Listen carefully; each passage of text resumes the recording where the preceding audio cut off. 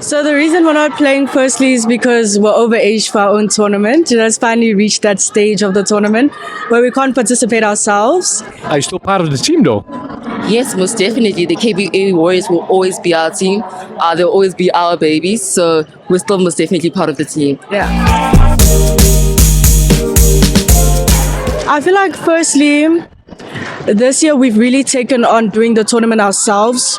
So internally, what's different is that we've learned a lot from the past 2 years that we've tried to implement into this tournament. And yes, there's been like places in which we failed and places in which we succeeded.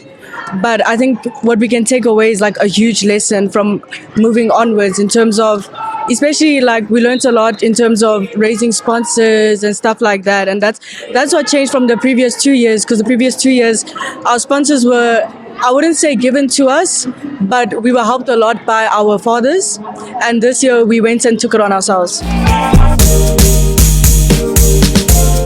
For us, it means that we're giving opportunities that we've been provided that these girls never had, that we're giving someone the opportunity to be seen, the opportunity to be heard, and for someone to recognize their own talent and what they can do and the boundaries that they can break. So for us, we're empowering these young girls to reach beyond the stars, to dream far beyond they can imagine, far beyond their own townships, their own households, that they can reach for the stars and they can do great things. And for us, that is what makes this tournament worth it every single day, that we see these girls with a smile on their face. Some have never gotten the opportunity to play in an arena like this, and today that they can. Some are surprised to get packages of the tournament, and we are glad that we were able to provide that. So every day, this tournament makes us realize why we're doing this and why we're working to change the narrative around women's basketball in South Africa. So the idea is just that we technically want to expand the areas in which we impact through the tournament.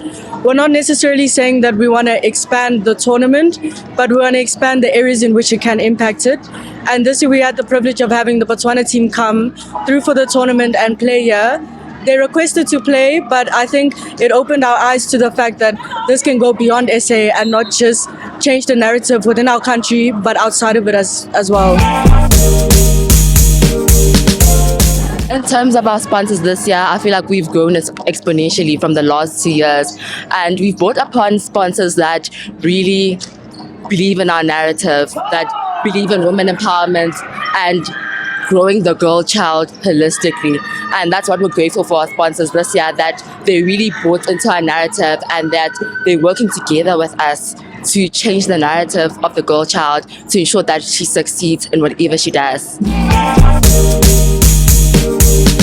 Honestly hope that they do get the same opportunities that previous players have gotten to play in institutions like Tugs, even institutions that reach far beyond than Tugs, and they get the opportunities to be seen. I feel like these opportunities are so rare, and this is the one day that they can grasp that opportunity, hold it by both hands, and be seen by institutions that they would have never thought about going to.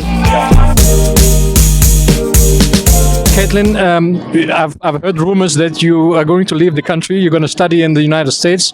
What is that going to mean to the tournament? You guys do a fantastic job in organizing it, but then maybe next year you might be working hard and studying hard in Boston. Well, firstly, I want to say that the tournament has to go on, regardless of where I am in the country or the world, let me say. I know that every year around this time of the year, I will be in South Africa to make sure that I follow through on the tournament. But I feel like it's a great opportunity for the tournament that I'm leaving as well, because I'll be able to go and,